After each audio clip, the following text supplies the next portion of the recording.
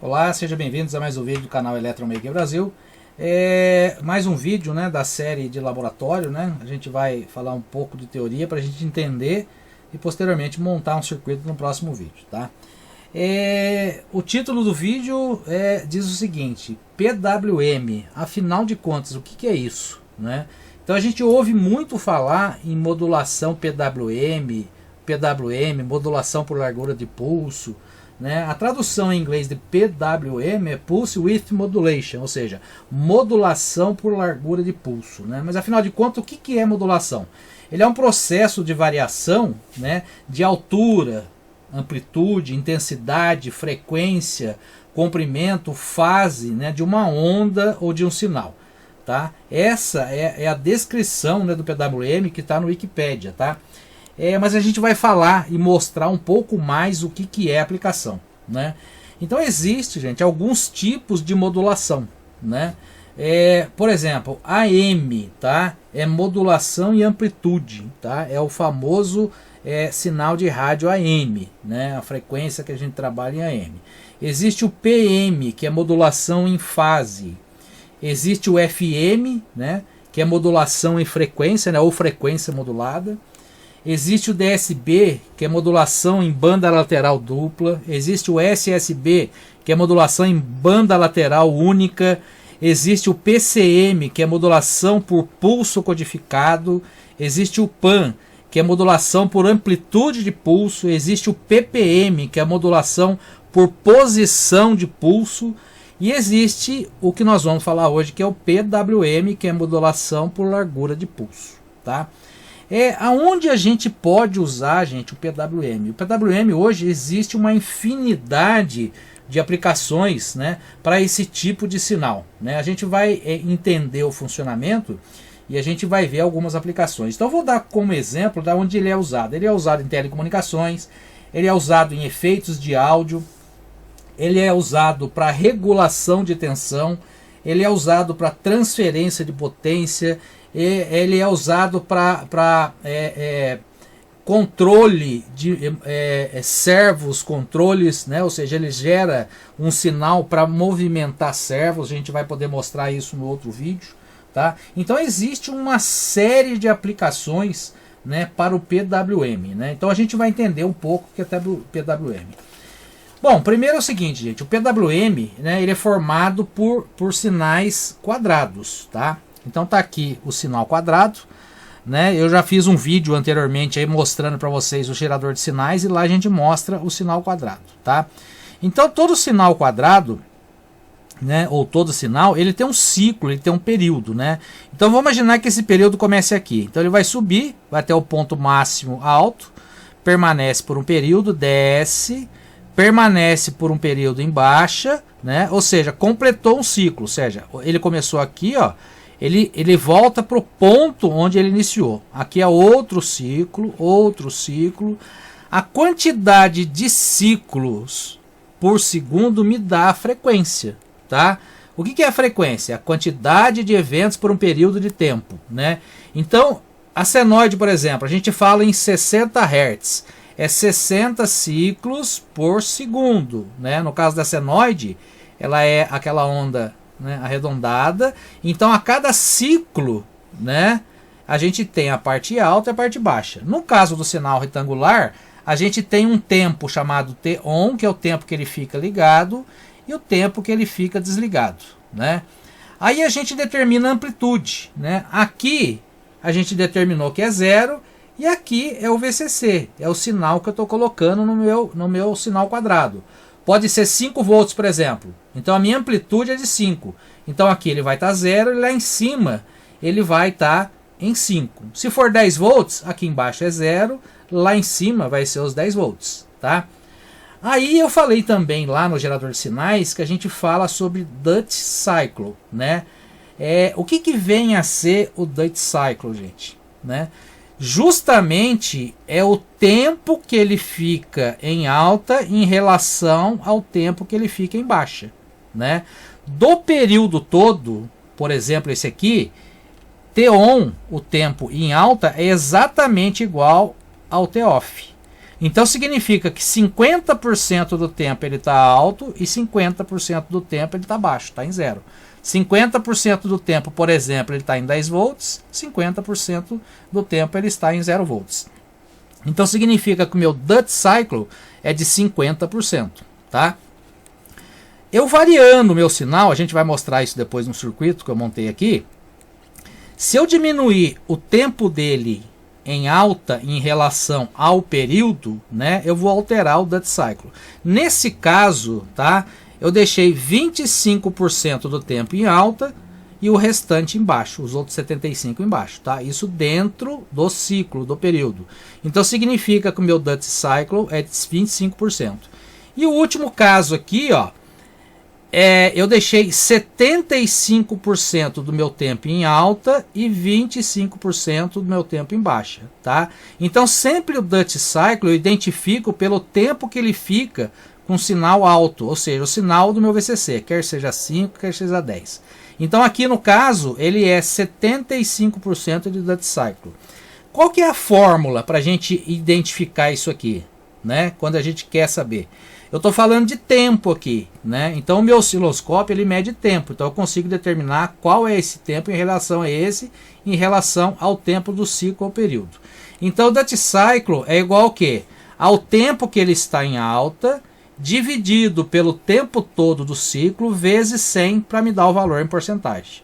Complicado? Parece um pouco complicado, tá? Então a gente vai mostrar isso aqui na prática, né? E o que isso aqui determina para mim, tá? Então eu tô aqui com o meu circuito montado, tá? Então meu circuitinho básico está montado. Eu liguei meu osciloscópio, né? Liguei o multímetro, tá? E tô com a fonte aqui alimentando com 10.6 volts, tá? Por que 10,6? Que esses 6 aqui, no caso 600 milivolts, é a compensação do consumo do circuito para a gente poder fazer alguns cálculos aqui só para vocês entenderem, tá? Então vamos imaginar o seguinte, ó. A frequência, gente, não muda, tá? Dentro do Duty Cycle, né, a quantidade de ciclos num determinado período, né, ou ciclos por segundo, vamos dizer assim, ele não muda. E é isso que determina a minha frequência. Por quê? Frequência é igual a 1 dividido por tempo, é inversamente proporcional. Então é o seguinte, a minha frequência não muda. O que muda é a largura desse pulso. Daí que vem o nome, né, de modulação por largura de pulso. Então aqui, ó, eu coloquei, né, os dois cursores aqui, né, isso aqui é meu ciclo. Vocês vão ver que isso aqui não altera. Então eu vou variar, né, a largura do pulso, ó. Estou aumentando a largura do pulso, tá vendo? Eu aumento a parte alta e diminuo a baixa. Quando eu faço ao contrário, o que acontece, ó? Eu diminuo a parte alta e aumento a parte baixa, mas o período, o ciclo não muda, ó. Estou variando aqui e variando aqui, ó. Ele não muda. Então significa o quê? A minha frequência que está marcado aqui, ó, que é de 1,4 kHz, né, 1400 kHz, 1.4 kHz. Então é o seguinte, ela não muda, ó. Opa, eu bati alguma coisa aqui. Deixa eu voltar aqui. Opa, isso. Encostei aqui no circuito. Bom, faz parte. Fazer ao vivo é isso aí. Então vamos lá. Opa, ainda tem algum mau contato aqui. Ah, aqui, escapou aqui. Vamos lá. Perdão, gente. Continuando. Então eu estou variando a largura do pulso, porém eu não estou mexendo na frequência. Tá vendo? Ó? Esse período aqui, ele não muda. Tá, aí você vai me perguntar, mas para que serve isso aí? Tá? Pessoal, quando a gente quer controlar uma carga, um motor, seja lá o que for, eu utilizo algum dispositivo, né? Uma carga DC, eu utilizo algum dispositivo. Eu posso usar, por exemplo, né, um potenciômetro, né? Eu posso usar um potenciômetro de potência, né? Eu posso usar um transistor para controlar, mas qualquer dispositivo que eu venha a usar para controlar uma carga, eu vou ter a perda em cima desse componente que vai fazer o controle, tá? Se eu for usar um transistor, por exemplo, né? Então eu vou ter uma perda em cima do transistor. Então toda a potência que eu precisava transferir, o controle que eu precisava transferir, por exemplo, para um motor, parte dele eu perco em cima desse componente que faz o ajuste. No caso disso aqui, não. Por quê? Porque toda variação que eu faço aqui, eu estou fazendo pela variação da largura do pulso. Difícil de entender? Vamos entender agora na prática, tá? Por que eu coloquei aqueles 10,6 volts, tá? Eu vou colocar aqui a minha modulação por largura de pulso em mais ou menos 50%, tá? Eu vou tentar colocar aqui, ó. Pronto, eu consegui. Vamos mostrá-la agora. 50%, tá? Então significa o que, ó? A minha tensão de pico a pico é 10,6. Significa que daqui até aqui eu tenho 10,6. Porém, dentro do período, metade desse tempo está em alto, ou seja, está com a minha tensão 10,6. Porém, a minha outra metade é zero. Então significa o quê? Metade do tempo eu estou em alta, metade em baixa. Se eu fizer a média disso aí, quanto que é a média de 10 volts? Vamos olhar aqui no multímetro? É 5 volts. Então significa o seguinte, gente, ó, com 50%, né, de variação da largura do pulso, né, com 10 volts de pico a pico, por que tem aquele 0,6? É o consumo do circuito, tá, gente? Significa o quê? É uma queda no circuito. Significa que metade do tempo eu estou em alta, metade em baixa, né? Como eu estou medindo pelo tempo, dá a média desse valor. Então significa o quê? 50%, 5 volts, tá? Agora eu vou variar aqui e aumentar para 75% do tempo, ó. Vamos variar. Eu vou chegar próximo ali, ó, 74. Vai, 74, 75%. Então é o seguinte, do total do tempo, né, a 10 volts, 75% do tempo eu estou em alta. Então 75% de 10 volts, quanto que é, gente? Olha aqui, 7,5 volts. Ok? Agora eu vou fazer aquele contrário, ó, vou em 25%. Ó, vou chegar lá em 25%. Vamos lá, 29, 28, olha lá, 25,3, vai. Então é o seguinte, dos 100% do meu tempo desse pulso, 25% eu estou em alta e 75% eu estou em baixa. Na média, eu tenho 25% do total de minha alimentação, de 10 volts. 25% de 10 volts, quanto que é? Aqui no multímetro. 2,5 volts. Então é o seguinte, conforme eu vario a minha largura, ó, eu vou aumentando a largura, a tensão vai subindo, tá? Eu não consigo 100% de modulação, gente. Olha lá, o máximo que eu consigo é 96, 97, olha lá, 98, 9,8 volts, né? Então eu consigo variar a minha potência simplesmente variando a largura do pulso. O que eu estou fazendo aqui? Eu estou modulando por largura de pulso, tá? Isso faz com que eu mande esse sinal, essa tensão, para minha carga, tá? Sem ter uma perda em cima de nenhum componente, tá? Lógico, evidentemente, que eu preciso de um drive de acionamento para a corrente. Mas o meu controle de tensão, eu não tenho perda nenhuma, porque eu estou variando entre o alto e o baixo. Então isso, gente, que é PWM, modulação por largura de pulso, tá?